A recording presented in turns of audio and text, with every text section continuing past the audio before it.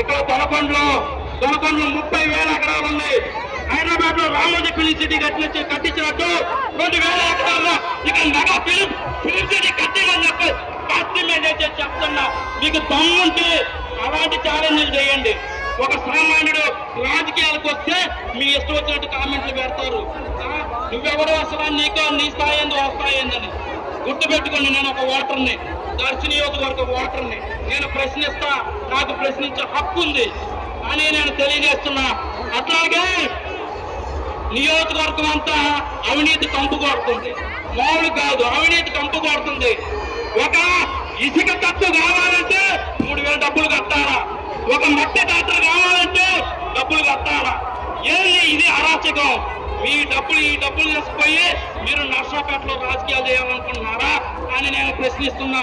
అట్లాగే శివప్రసాద్ రెడ్డి గారు, మీకు దర్శి నియోజకవర్గం మీద నిజంగా చిత్తశుద్ధి ఉంటే మీరు ఇంజనీరింగ్ కాలేజ్ ఎక్కడ ఎందుకు కట్టలేదు? చేగుర్తులు ఎందుకు కట్టుకున్నారు? మీరు గ్రానైట్ క్వారీలో చేకూర్చులో ఉన్నాయి. ఒక మ్యానుఫ్యాక్చరింగ్ కంపెనీ వాటి ఇక్కడ ఒక 10,000 మందికి ఉపాధి కలిగించవచ్చు. ఎందుకు పెట్టలేదు?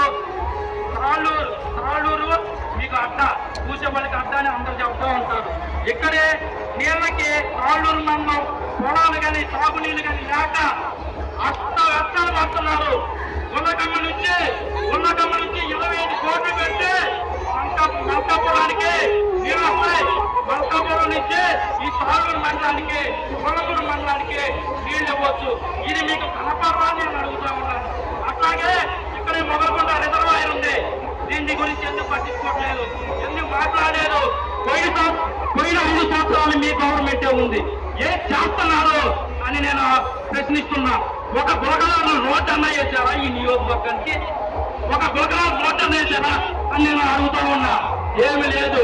అట్లాగే నియోజకవర్గాన్ని ప్రజలారా మీరు ఆలోచించాలా. ఒక స్థానికుడికి అయితేనే బాధ్యత అనేది తెలిసింది ఈ నియోజకవర్గం గురించి.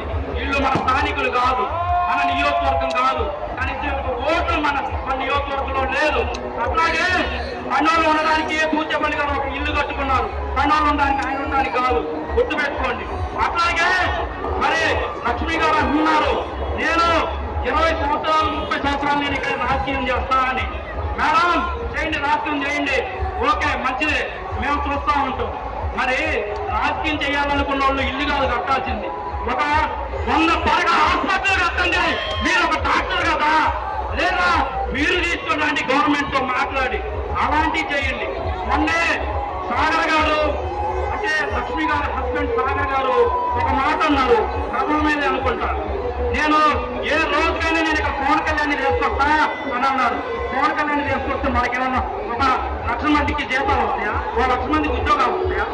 ఆయన తీసుకొచ్చేది ఒక 2 బ్యాటరీలు తీసుకొస్తామని చెప్పండి. నియోజకవర్గంలో కోతలు పెరిగిపోయినాయి.